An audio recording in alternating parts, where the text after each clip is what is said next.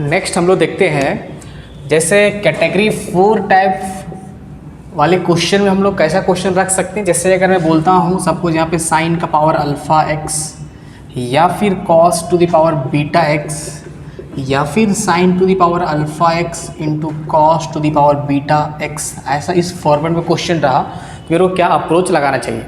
अब इतना मेरे को समझ में आता है कि साइन का डेरिवेटिव क्या होता है, ऑफकोर्स कॉस एक्स होता है, कॉस का डेरिवेटिव माइनस साइन एक्स होता है। तो साइन का कॉस से, कॉस का साइन से रिलेशन है, तो किसी एक को टी तो दूसरा डी टी वगैरह बनाने की कोशिश मेरे को करना पड़ेगा। जैसे कि मैं छोटा सा क्वेश्चन लिखता हूँ, सपोज ऐसा मैं लिख दिया, सपोज मैं यहाँ पे लिखा suppose sign to the power में यहाँ पे कर दिया सपोज 3x करा, ठीक है।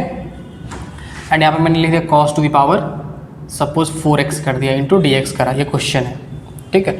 अब किसको किससे मेरे को सब्स्टिट्यूट करना चाहिए, तो इस कंडीशन में कोशिश क्या करना है कि कोशिश से अगर एक पावर ऑड में एक इवन दिखाई दे तो अब देखो क्या करना चाहिए मेरे को, थोड़ा सोचते इस जगह पे, ठीक है। अब सिंपल सा बात है, अगर मैं इसको साइन क्यूब एक्स अगर मैं sine square x into sine x कर दिया, ठीक है, तो फ़ायदा क्या हो जाएगा कि अगर साइन एक्स आ गया तो अगर मैं कॉस एक्स को टी मानूँ, ठीक है, तो मेरा minus sine x d x मेरा डी टी बन सकता है, ठीक है। तो इस कंडीशन में एक पावर ऑड में दूसरा इवन में है, तो इवन वाले को मैं कोशिश करूँगा टी से सब्स्टिट्यूट करने का, ठीक है। ऐसा फ़ायदा क्या होगा, देखो जैसे मैं अगर मैं सपोज यहाँ पे मैं cos x equal to suppose मैं टी अज्यूम कर लिया, तो यहाँ से मेरा minus sine x d x किसके इक्वल हो जाएगा, ऑफकोर्स डी टी के इक्वल हो जाएगा, ये हो रहा है, ठीक है।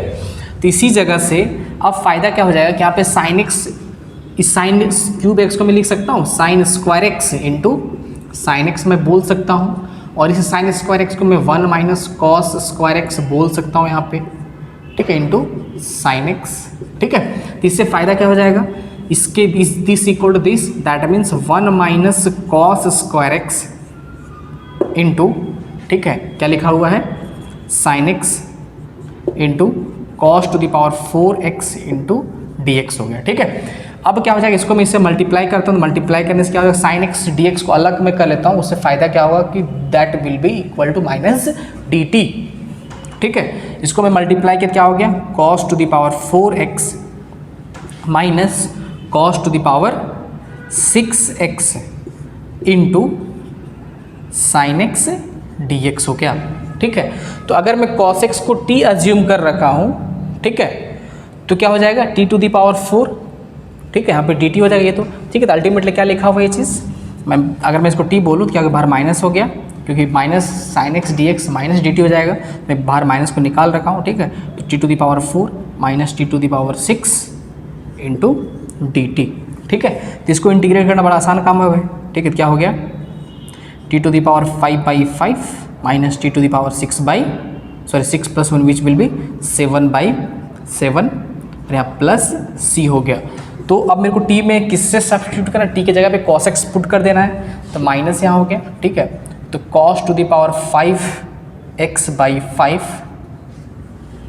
ठीक है, minus cos to the power 7x/7 this plus यहाँ पे c हो गया, ठीक है। तो इस तरीके से हम लोग इंटीग्रेट कर लेंगे। अगर मान लीजिए ऐसा क्वेश्चन रहा, सपोज ये रहा, इसको इंटीग्रेट करने के लिए बोला जाए, जैसे अगर मान लिया पर सपोज यहाँ पे साइन स्क्वायर एक्स या फिर साइन का power 3x into cos to the power 5x into d x रहा, ऐसा क्वेश्चन रहा। अब दोनों ऑड हो गए, अब क्या करें, ठीक है। तो अब मेरे को दिमाग लगाते फिर से वही चीज़, ठीक है, क्या करना चाहिए, तो cos x को मैं t मानूँ या sin x को t मान लूँ, ठीक है।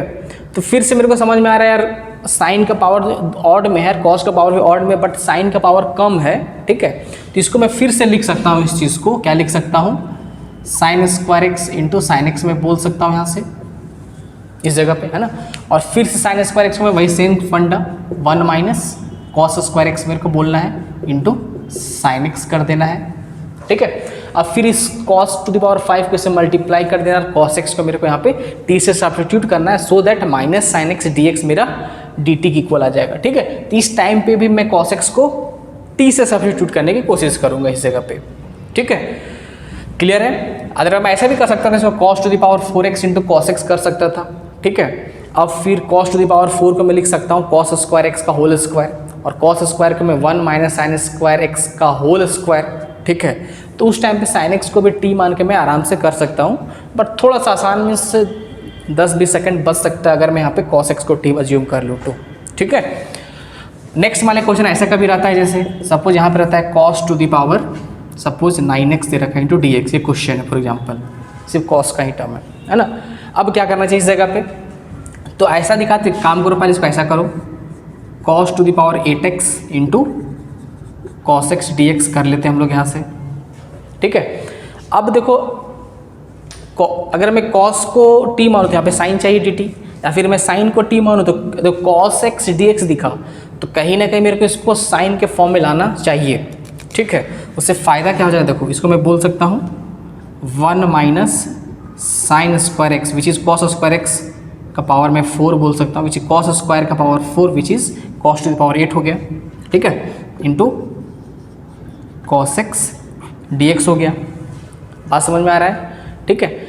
अब मेरे को समझ में आ रहा है कि नहीं, अब मेरे को साइन एक्स को मैं टी से अज्यूम कर लूँ, ठीक, सब्स्टिट्यूट कर दूँ, तो साइन एक्स का derivative cos x d x मेरे यहाँ पे आ जाएगा, ठीक है।